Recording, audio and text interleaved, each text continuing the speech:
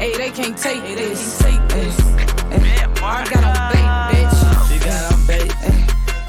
Bait. She got on bait. You ain't fucking with her. You better clock that T. Clock it. Yeah. Bad bitch on it. Bad bitch on it. Got these hoes and they feeling. Wanna be like Big Marco. Thank you for tuning in to Let's Talk About It podcast, where we talk about what we want whenever we want. This is your host, Baddie. Please feel free to like and subscribe. Now let's clock this tea.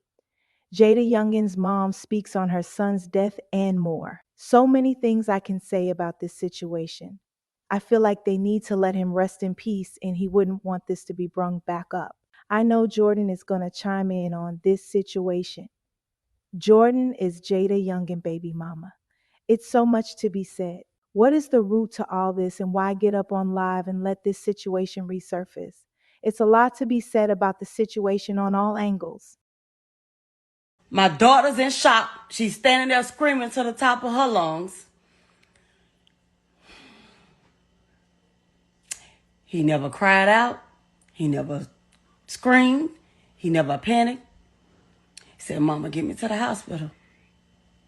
By this time, I hear a knock at the side door. So I peek around, and it was his dad at the door. Well, when all this happened, his dad had a chick with him. She was in the car. When the shots and everything rung out, she hid on the floor of the car.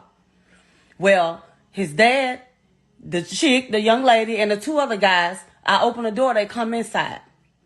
Jay was leaning against the dresser, standing in my room still. He was like, "Y'all, get me to the hospital, y'all." I'm screaming because I can't find my keys. I'm like, "Y'all, we got to get him to the hospital."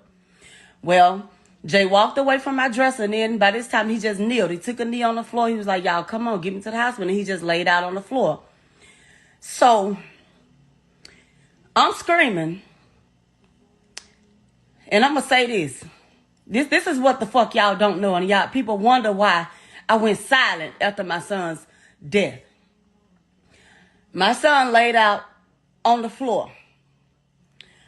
He's dead weight. I couldn't pick him up by myself. I'm screaming, "Please help me. Help me pick my baby up off this floor." I grabbed my son by the legs.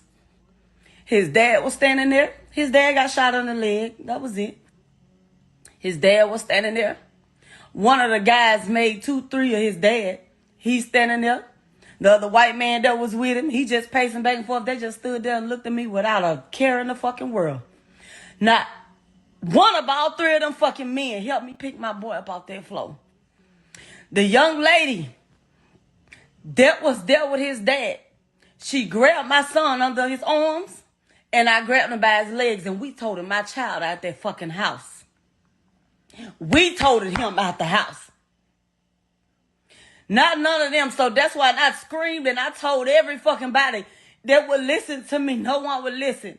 I feel like it was a setup. Yes, I do. I do.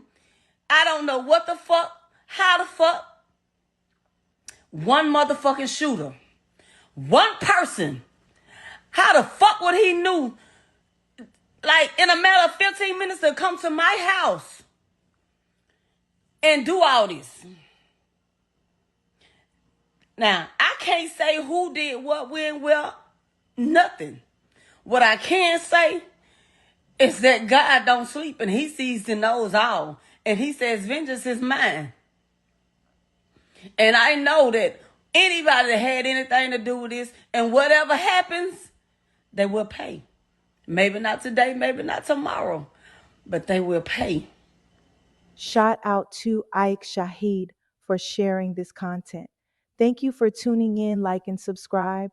Hey, they can't take this. I got on bait, bitch. She got on bait. Bait. She got on bait. You ain't fucking with her. You better clock that T. Clock it. Yeah. Bad bitch on it. Bad bitch on it. Got these hoes and they feeling. Wanna be like Big Marco.